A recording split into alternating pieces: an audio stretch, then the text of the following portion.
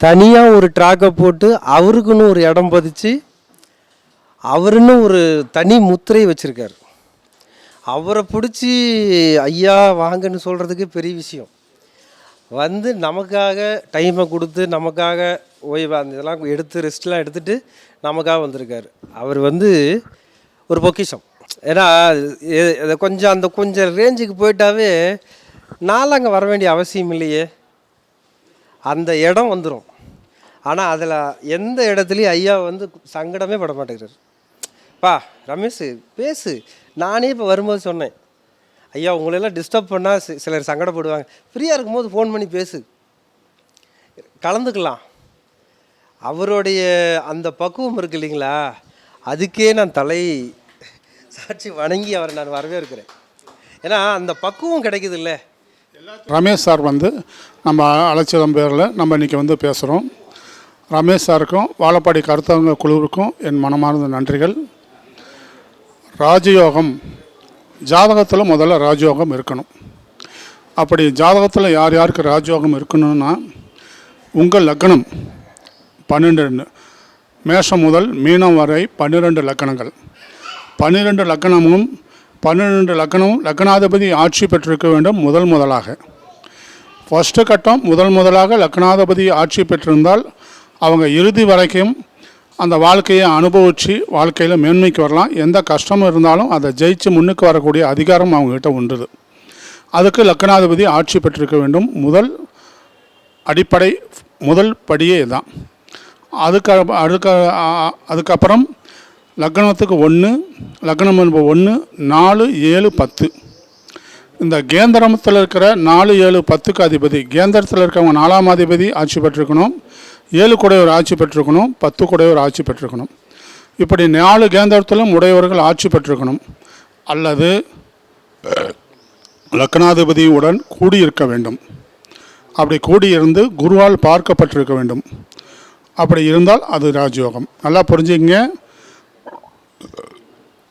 லக்னாதிபதி மேச லக்கணம்லாம் மேச லக்கணத்தில் செவ்வாய் ஆட்சி பெற்றிருக்கணும். துலா லக்கணத்தில் சுக்கிரன் ஆட்சி பெற்றிருக்கணும். மகர லக்கணத்தில் சனி ஆட்சி பெற்றிருக்கணும்.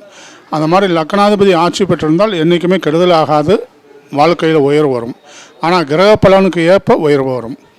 அதாவது சுபத்தன்மையை பொறுத்து சுபத்தன்மையும் பாவத்தன்மைக்கு ஏற்ற பொறுமையாகவும் வாழ்க்கையில் முன்னுக்கு கொண்டாடுவாங்க, கெடுக்க மாட்டாங்க. மகரத்தில் 10ஆம் அதிபதி மகர லக்னத்தில் லக்னாதிபதி ஆட்சி பெற்றிருக்காரு, சனி ஆட்சி பெற்றிருக்காரு, என் வாழ்க்கையில் கடைசி வரைக்கும் நான் கஷ்டம்தான் அப்படின்னு நினைக்க வேண்டியதில்லை. பொறுமையாக மேன்மைக்கு வருவாங்க, தர்மவானா மேன்மைக்கு வருவாங்க, நல்லபடியாக இருப்பாங்க, சீரும் சிறப்பமாக. அதனால் சனி லக்னத்தில் இருக்காது எனக்கு கெடுப்பார் அப்படின்னு நினைக்க வேண்டிய அவசியங்கள் கிடையாது. அந்த மாதிரி ஒவ்வொருத்தரும் 1 5 1 4 7 10 கேந்திரத்தில் ஆட்சி பெற்றிருக்கணும். 5 9 1 5 9 திரிகோணத்தில் ஆட்சி பெற்றிருக்கணும். இந்த 1 4 7 10 கேந்திரத்தில் இருக்கவங்க சேர்ந்துருக்கலாம் லக்னாதிபதி கூட. 5 9 திரிகோணாதிபதி லக்னாதிபதி கூட சேர்ந்துருக்கலாம். அவரை குரு பகவான் பார்த்துருக்கலாம். அடுத்ததாக அரசாங்க கிரகம் என்று சொல்லக்கூடிய சூரிய பகவான், செவ்வாய் பகவான், குரு பகவான், இந்த 3 பேரும் அரசாங்க கிரகம். அரசாங்க கிரகம் வாழ்க்கையில் முன்னுக்கு வரக்கூடிய கிரகம், வாழ்க்கையில் எதுலேயுமே தீர்க்கமாக தெளிவான முடிவெடுக்கக்கூடிய கிரகம் அப்படின்னு பார்த்தீங்கன்னா செவ்வாயும் சூரிய பகவானும் குரு பகவானும். இவங்க 3 பேரும் நல்லபடியாக இருந்து எந்த கிரகம் எங்கே இருந்தாலும் அந்த கிரகத்தை வந்து குரு பகவான் பார்த்துருக்க வேண்டும். 5 7 9 குரு பகவானுடைய பார்வை, குரு பகவானுடைய பார்வை வந்து 5 7 9. இந்த 5 7 9 அப்படிங்கிற குருவனுடைய பார்வை வந்து எந்த கிரகத்தின் மேல் படுகிறதோ, இப்போ உதாரணமாக தனுசு ராசியில் குரு பகவான் அமர்ந்து அவர் 5வது பார்வையாக மேசத்தை பார்க்கிறார். மேசத்தில் செவ்வாய், அந்த வீட்டுக்குடைய செவ்வாய் அங்கே இருக்கிறார், சந்திரன் அங்கே இருக்கிறார், சூரியன் அங்கே இருக்கிறார். அப்போ மேசத்தில் 3 கிரகங்கள் இருக்குது. சூரியன் சந்திரன் செவ்வாய் 3 பேரும் மேசத்தில் இருக்குது. மேசத்தில் சூரியன் சந்திரன் தான் அது இன்றைக்கி அமாவாசை யோகம். இந்த அமாவாசை யோகத்தில் செவ்வாயும் கூட இருக்கார். அப்போ அந்த குரு பகவான் பார்த்துட்டாரு அப்படின்னா, 5வது பருவாக குரு பகவான் பார்த்துட்டாரு அப்படின்னா அவங்க அரசாட்சி யோகம், அரசாங்க யோகத்துக்கு போகக்கூடிய அமைப்பு அவங்களுக்கு உண்டு. எந்த ராசியாக இருக்கட்டும், எந்த லக்னமாக இருக்கட்டும், அவங்க அரசாங்க யோகத்துக்கு போயிடுவாங்க. ஏன்னா குரு பகவான் பார்வை வந்து சூரியன் மேல் படுவது. அப்போ சூரியன் அரசாங்க கிரகம், அரசாங்க உத்தியோகத்துக்கு போகக்கூடிய வாய்ப்புகள் உண்டு. அல்லது அரசாங்க உத்தியோகத்துக்கு போகக்கூடிய வாய்ப்புகள் ஏற்படாவிட்டாலும் அவங்க தனியார் கம்பெனியில் வந்து அரசாங்க உத்தியோகத்தில் 1 லட்ச ரூபா சம்பாதிக்கிறாங்க, 50,000 சம்பாதிக்கிறாங்க, அவங்க மாதம் 2 லட்சம் 3 லட்சம் சம்பாதிக்கிற தனியார் கம்பெனியில் போய் சேர்ந்துருவாங்க. ஐடி கம்பெனி அந்த மாதிரி கம்பெனி சேர்ந்து உங்கள் வாழ்க்கையில் மேன்மைக்கு வந்துடுவாங்க. அடுத்ததாக குரு 5வது பறவையாக செவ்வாயை பார்க்கக்குள்ள குரு மங்கள யோகம் ஏற்படும். அடுத்தது 5வது பறவையாக சந்திரனை பார்க்கக்குள்ள கஜகேசரி யோகம், குரு சந்திர யோகம் ஏற்படும்.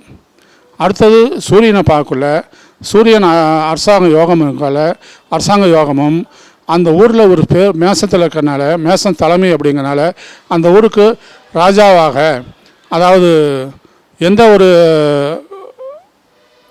இதில் நின்னாலும், அதாவது நகராட்சி தேர்தலில் நின்னாலும் சரி, கவுன்சிலரில் நின்னாலும் சரி, இல்லை எம்எல்ஏ எம்பிக்கு நின்னாலும் சரி, ஒரு முதலையாக வந்துடுவார். அந்தளவுக்கு ஒரு ஃபேவர். பிறந்ததுலேருந்து இந்த இது ஆண் குழந்தையாக இருந்தாலும் சரி, பெண் குழந்தையாக இருந்தாலும் சரி, வளர வளர அந்த குடும்பம் மேன்மை அடையும். ஏன்னா மேசத்தில் சூரியன், சந்திரன், செவ்வாய் இந்த 3 கிரகம் வந்து குருவால் பார்க்கப்படுறதுனால, குருவால் எங்கேருந்து பார்த்தாலும் சரி, 5வது பார்வையாக பார்த்தாலும் சரி, அல்லது 7வது பார்வையாக பார்த்தாலும் சரி, அல்லது 9வது பார்வையாக பார்த்தாலும் சரி, வாழ்க்கையில் முன்னுக்கு வந்துடுவாங்க. அந்த மாதிரி ஒரு சிறந்த அமைப்பு இந்த குரு பார்வையால் உண்டு. அதனால் அந்த குரு பார்வையால் சிறந்த அமைப்பு உண்டு. செவ்வாய் தசை, சூரிய தசை, சந்திர தசை, செவ்வாய் தசை நடக்கும் காலங்கள் மிக அபரீதமான யோகங்கள் பெற்று மேன்மைக்கு வந்துடுவாங்க. இதெல்லாம் விசேஷம். அப்படிங்குள்ள ராஜயோகமான ஜாதகம் முதல்ல நமக்கு இருக்கா அப்படின்னு ஒவ்வொருத்தரும் பார்க்க வேணும். நமக்கு ராஜயோகமான ஜாதகம் இருக்கா அப்படின்னு ஒவ்வொருத்தரும் தெரிஞ்சுக்கிட்டிங்கன்னா அதுக்கப்புறம் ராஜயோகமான வீடு கட்டலாம். இப்போ இது வந்து ஜாதகத்தில் ராஜயோகமாக இருக்குது. அப்போ ராஜயோகமாக நம்ம பிறந்துட்டோம், ராஜயோகமாக மேன்மைக்கு வந்துட்டோம். நல்ல அறிவு, நல்ல சிந்தனை, நல்ல மேன்மை, இது எல்லாமே குருவாலையும் கிடைக்கும், ஜாதக அமைப்பாலையும் கிடைக்கும். இதே ஒரு குழந்தை இம்ப்ரூவ்மெண்ட்டில் இல்லை, படிப்பில் இம்ப்ரூவ்மெண்ட் இல்லை, நல்லா கேட்டுங்க, படிப்பில் இம்ப்ரூவ்மெண்ட்டில் இல்லை, யார் இல்லை அப்படின்னா, சூரிய பகவான் கல்விக்கு அதிபதி, காரியகர்த்தாவுக்கு அதிபதி, அனைத்துக்கும் அவர் ஒளியால் தான் மீதி எல்லா கிரகமும் இயங்குது, உலகமே இயங்குது. அப்போ முதல்ல சூரிய பகவானும் கல்விக்கு அதிபதி அப்படிங்கிற சரஸ்வதி தேவி புதன் பகவான் ஆவார். அறிவுக்கு அதிபதி அவர் தான். அந்த அறிவுக்கு அதிபதியும் 2 பேரும் குருவினுடைய காலில் அமர்ந்திருக்கணும், அல்லது குருவால் பார்க்கப்பட்டிருக்கணும். அப்படி பார்த்துட்டு இருந்தாங்க அப்படின்னா, அல்லது குருவுக்கு கேந்திரத்தில் இருக்கணும். குருவினுடைய 1, 4, 7, 10 சூரிய பகவானும் புதன் பகவானும் இருந்தாங்க அப்படின்னா அவங்க வாழ்க்கையில் கிடுகிடுன்னு மேன்மைக்கு வந்துடுவாங்க, அரசாங்க உத்தியோகத்துக்கு வருவாங்க, சுயமாக சம்பாரித்து மேன்மைக்கு வரக்கூடியவர். குருவுக்கு 1, 4, 7, 10 சூரியனும் புதனும் இருக்கணும். அப்படி இருந்தாங்க அப்படின்னா அவங்க வாழ்க்கையில் முன்னுக்கு வந்துடுவாங்க. அதே வாழ்க்கையில் வீழ்ச்சிக்கு போகிறது யாருன்னு கேட்டிங்க அப்படின்னா, எந்த எதிர்பார்ப்புமே நம்மளால் முடிஞ்ச வரைக்கும் வரல அப்படின்னா, சூரிய பகவானும் புதன் பகவானும் கேதுனுடைய காலில் உட்காந்துருக்கணும், சனியினுடைய காலில் உட்காந்துருக்கணும். சனியினுடைய காலில் கேதுனுடைய காலில் உட்காந்து சூரிய பகவானும் புதன் பகவானும் உட்காந்துட்டாங்க அப்படின்னா, இல்லை புதனோடையும் கேதுவோடையும் சூரிய பகவானோடையும் புதனோடையும் கேது கலந்துட்டார் அப்படின்னா, குருவால் பார்க்கப்பட்டிருந்தால் யோகம், குருவால் பார்க்கப்படாத இருந்தால் அவங்க வாழ்க்கை நிதானமாக தான் போகும். எதுலேயும் எதிர்பார்த்த அளவுக்கு வாழ்க்கையில் இம்ப்ரூவ்மெண்ட்டுக்கு வராது. அதனால் வாழ்க்கையில் வெற்றி பெறுவதுக்கும் ஜாதகம்தான் காரணம், வாழ்க்கையில் தோல்வி பெறுவதுக்கும் ஜாதகம் தான் காரணம். இதை 2ஐயுமே இங்கே பார்த்து புரிஞ்சுக்கலாம்.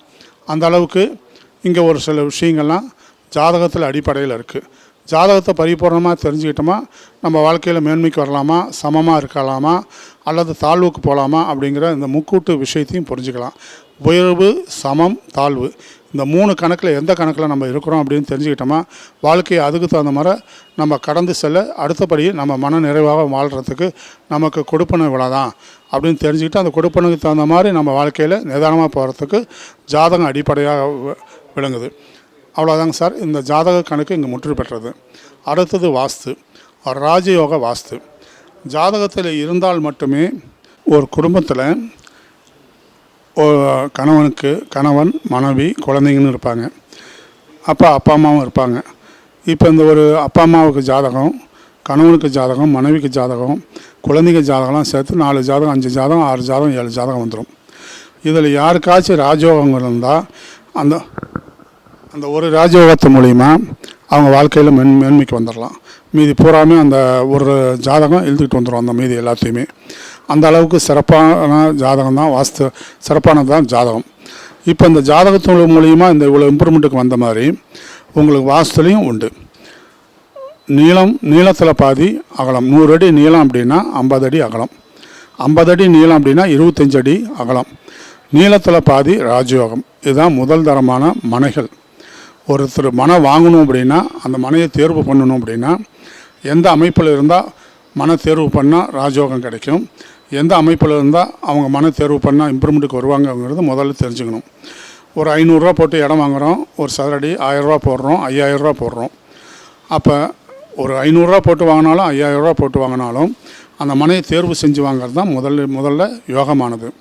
அப்போ நம்ம ராசிநாதனுக்கு அந்த மனம் ஒத்து வருமா, நம்ம ஜாதக ரீதியாக மனம் ஒத்து வருமா அப்படின்னு முதல்ல நம்ம ஜாதகத்தை அறிஞ்சு புரிஞ்சு பார்த்துக்கணும். அடுத்ததாக பார்த்திங்கன்னா அந்த மனையை தேர்வு செய்யலாம். எப்படி தேர்வு செய்யலான்னா, ஒரு 50க்கு 25, 100க்கு 50, 80க்கு 40 இப்படி மனையை தேர்வு செய்யணும்.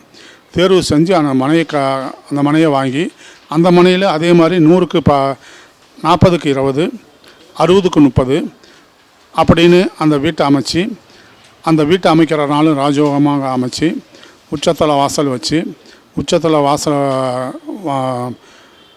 வாசல் உச்சத்திலேயே ஜன்னல் வச்சு நம்ம செய்தோம் அப்படின்னா அந்த வீடு இம்ப்ரூவ்மெண்ட்டுக்கு ராஜயோகமாக வரும். செய்யக்கூடிய 4 நட்சத்திரமும் ராஜயோகமாக இருக்கணும். அப்போ ஒரு வடக்கு வாசல் அமைக்கணும் அப்படின்னா அந்த நீளத்தில் அகலம் பாதியாக இருக்கா அப்படின்னு அந்த வடக்கு வாசலை செய்தோம் அப்படின்னா அமைச்சு இடத்த வாங்கி நம்ம செய்தோம்னா ராஜயோகமாக முன்னுக்கு வரலாம். அதே மாதிரி வீட்டை சுற்றி குறைஞ்சபட்சம் ஒரு 3 அடி இடம் இருக்கணும். ராஜயோகம் அப்படின்னா குறைஞ்சபட்சம் ஒரு வீட்டை சுற்றி 3 அடி இடம் இருக்கணும். இப்போ டவுன் பஸ்ஸில் ஏறின்னு தான் பிரயாணம் பண்ணோம், ரூட் பஸ்ஸில் ஏறின்னு தான் பிரயாணம் பண்ணுறோம், ஏசி பஸ்ஸில் ஏறின்னு தான் பிரயாணம் பண்ணோம். இந்த ஏசி பஸ்ஸில் ஏறி பிரயாணம் பண்ணக்குள்ளே சேலம் டு மெட்ராஸு 300 கிலோமீட்டருக்கு மேலே வரும். அந்த 300 கிலோமீட்டரும் நம்ம ஃப்ரீயாக நைட்டில் படுத்து தூங்கிட்டு போகணும் அப்படின்னா அந்த டிசி அப்படிங்கிற சொல்லக்கூடிய நம்ம ஹேர் பஸ்ஸில் ஏறி ஏசி பஸ்ஸில் ஏறி 2 பேர் தான் அதில் சாஞ்சிட்டு போக முடியும். அந்த மாதிரி இரவு முழுக்க அதில் நம்ம படுத்தும் போகலாம், அல்லது உட்காந்து சாஞ்சி ஏசியில் போனால் நல்லாயிருக்கும், பயணம் நல்லபடியாக இருக்கும். இந்த மாதிரி வாழ்க்கையில் அந்த வீட்டினுடைய அமைப்பு வைத்துத்தான் அந்த வாழ்க்கை இம்ப்ரூவ்மெண்ட்டுக்கு வருது, பரம்பரையாக அது இம்ப்ரூவ்மெண்ட்டுக்கு இருக்கும் அப்படின்னு தாராளமாக சொல்ல முடியும். ஒரு வீட்டில் 75 வருஷம், 100 வருஷம், 120 வருஷம், 150 வருஷம்லாம் அந்த வீட்டில் இருந்து மேன்மைக்கு வருவாங்க. இந்த வீட்டுக்கு வந்த வாட்டி நான் இம்ப்ரூவ்மெண்ட்டுக்கு வந்தாம்பாங்க.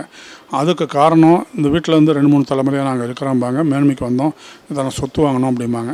இதுக்கு காரணம்னா அவங்க ஜாதகமும் அவங்க வீடும் தான் காரணம். அதே வீடு சரியில்லை அப்படின்னா ஒரு வீட்டில் போயிருந்தால் அவங்களுக்கு ஆப்ரேஷன் நடக்கிறது, வவுத்தில் ஆப்ரேஷன் நடக்கிறது, உடலில் வேறு இடத்துல ஆப்ரேஷன் நடக்கிறது, குடும்பத்தில் சண்டை சச்சரவு வர்றது, பொருளாதார இழப்பு ஏற்படுறது, துன்பங்கள் சேர்றது, செய்கிற தொழிலில் நழுவி ஏற்படுறது, இதனையும் வாஸ்து கோளாறுல ஏற்படும். ஜாதகத்தில் 10 இடத்துல போய் ஜாதகம் பார்த்தீங்கன்னாலும் ஜாதகக்காரர் நல்லா இருக்குன்னு சொல்லிடுவார். ஏன்னா அவர் ஜாதகத்தை தான் சொல்ல தெரியுமே தவிர வாஸ்து சொல்ல தெரியாது, பார்க்க தெரியாது. அப்போ வாஸ்து முற்றிலும் தவறானது இருந்தால் அங்கே ஜாதகம் வேலை செய்யாது. இறைவனடியே போய் கேட்டிங்கனாலும் இறைவனுக்கும் அது சொல்ல தெரியாது. யாரிடம் மூலியமாக அந்த காமிச்சுக்க தருவாரோ தவிர மொத்தம் சொல்ல மாட்டார். அப்போ அந்த வாஸ்துனால் ஒரு குடும்பத்தை காப்பாற்றவும் முடியும். 2-3 தலைமுறைக்கு இருந்து வாஸ்துனால் மேன்மை கொடுத்து பல சொத்துக்கள் வாங்கி மேன்மை கொடுத்து இம்ப்ரூவ்மெண்ட் பண்ணி கொடுக்கவும் முடியும். அதே குடும்பத்தை வாஸ்து சரியில்லை என்றால் கணவன் மனைவி பிரித்தும் குழந்தைகளை பிரித்தும் ஆஸ்பத்திரி செலவு செய்தும் வாழ்க்கையில் இம்ப்ரூவ்மெண்ட் இல்லாத அவங்கள கடைசி வரைக்கும் நீச்சத்தன்மையை கொண்டு போய் விட்டு அவங்க குடும்பத்தை கெடுக்கவும் அந்த வாஸ்துனால் முடியும். எந்த அளவுக்கு ராஜயோகமாக ஒரு வீடு வாங்கினால் அந்த வீடு 2 வீடாக குட்டி போடுறதுக்கும் 3 வீடாக குட்டி போடுறதுக்கும் 2 வருஷம் 3 வருஷம் கழித்து வீடு கட்டுவாங்க. சார் இந்த வீடு கட்டினேன், இப்போ 3-4 வருஷம் ஆச்சு, நம்மக்கிட்ட வீடு கட்டுறோம், 4வது இப்போ 2வது வீடு கட்டுறோம், வீட்டுக்கு மேலே வீடு கட்டுறோம், அல்லது இன்னொரு இடம் வாங்கி வீடு கட்டுறோம் அப்படிம்பாங்க. அப்போ அந்த வீடு குட்டி போடுது. ஒரு வீட்டிலேருந்து இன்னொரு வீடு அவங்கள வளர்ச்சி பண்ணி தருதுன்னா அது குட்டி போடுதுன்னு அர்த்தம். அப்போ ராஜயோகமாக சாஸ்திரப்படி வீடு அமைத்தால் ராஜயோகமாக இம்ப்ரூவ்மெண்ட்டுக்கு வரலாம். இந்த மாதிரி தமிழ்நாடு ஃபுல்லாக செய்து ராஜயோக வாஸ்து சாஸ்திர பிரகாரம் மக்களை வாழ வைத்து தமிழ்நாடு ஃபுல்லாகவுமே ராஜயோக வாஸ்து அப்படின்னு இந்த வாஸ்து சாஸ்திர பிரகாரம் நம்ம செஞ்சு கொடுத்துருக்கோம். ராஜயோக வாஸ்துன்னு யூடியூப்பில் ஒவ்வொருத்தரும் போய் பார்த்தீங்கன்னா இதனுடைய உண்மை கருத்துக்களை உங்களுக்கு புரியும். தமிழ்நாடு மக்களை வாழ வைத்திருக்கிறோம். தமிழ்நாட்டில் இருக்கவங்களும் ஒரு 100-110 வீடியோவுக்கு மேலே கொடுத்துருக்காங்க. சார்கிட்ட செஞ்சு மேன்மை வந்திருக்குன்னு அதனுடைய விழாவரையும் நீங்கள் பார்க்கலாம். அப்போ ஜாதகம் எப்படி இருந்தால் ராஜயோகமாக மேன்மைக்கு வர முடியுங்கிற கருத்துக்கு இங்கே சொல்லியிருக்கோம். ஜாதகம் தீமையாக இருந்தால் எப்படி கீழே போயிடுவாங்கிற கருத்துக்களையும் சொல்லியிருக்கோம். ராஜயோகமான வாஸ்து சாஸ்திரப்படி இவங்க ராஜயோகமாக வீடு கட்டினா மேன்மைக்கு வந்திருக்காங்கன்னு சொல்லியிருக்கோம். வாஸ்து தவறாக இருந்தால் அவங்க கீழே போயிடுவாங்கன்னு விஷயத்தையும் சொல்லியிருக்கோம்.